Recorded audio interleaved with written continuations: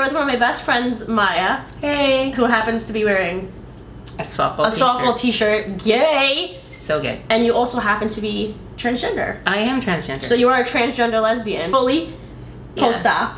I am. You've had all the surgeries that you would need, that you feel that you would need. Yes, at least everybody's transition is different. Right. Have you had any trouble dating lesbians because you're a trans woman? Yes and no. A lot of people think I'm cisgender. I don't have a lot of problem meeting women, but I have had some issues.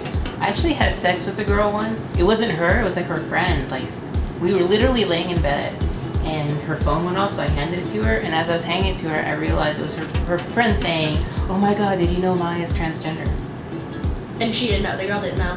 The girl knew, because I wouldn't sleep with somebody without telling them. And she knew beforehand, way beforehand, but her girlfriend was like concerned. I think it's mostly because of my age. You know, as you get older, it's harder to meet people.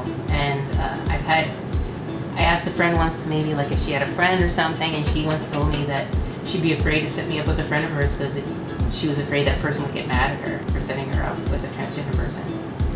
And I remember being kind of hurt by that. She was afraid because transgender people just still are not seen very favorably, even in the lesbian community. Do you think it's more favorable in the gay guy community?